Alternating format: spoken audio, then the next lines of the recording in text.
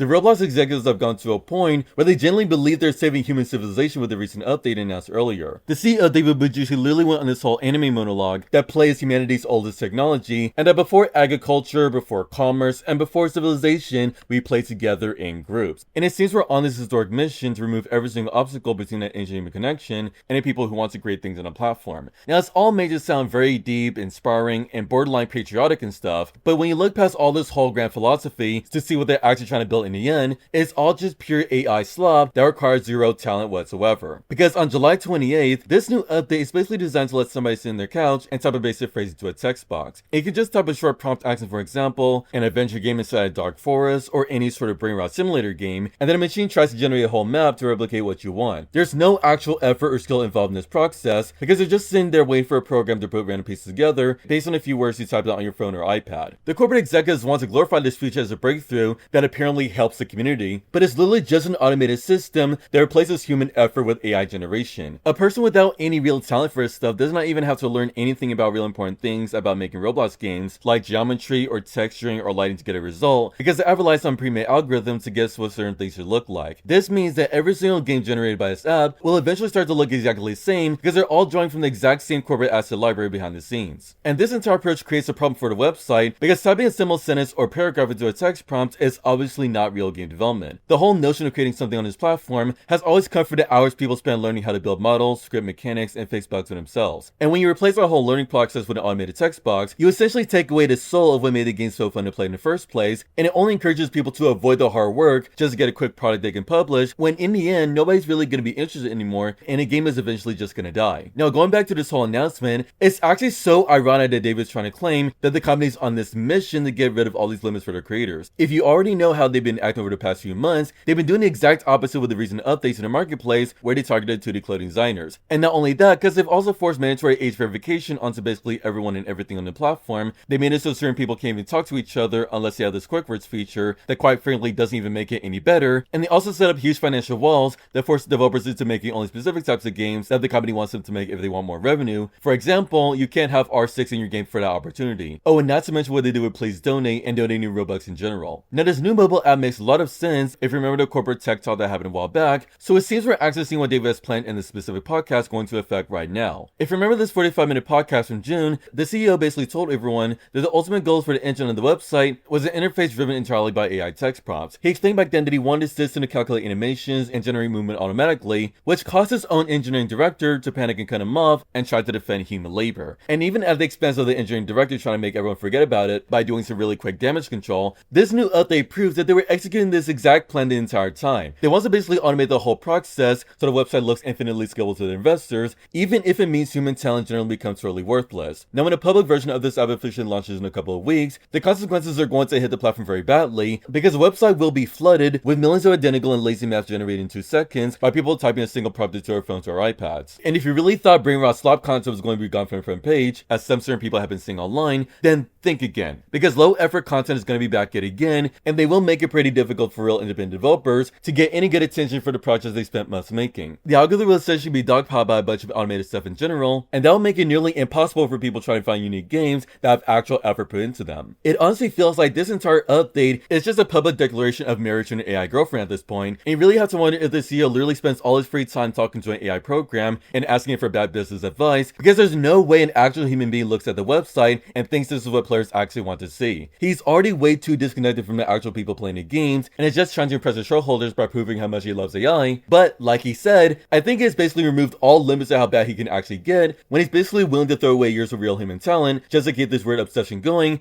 and to make the corporate side happy with empty promises about a future filled with pure AI slop. At the end of the day, the corporate executives can use all the deep language they want to cover up what they're doing, but it's all marketing spin that's made to show just how much they love AI in general. Now, if you want to see how the CEO admitted that this was their plan to replace actual developers, click the video on the left right now.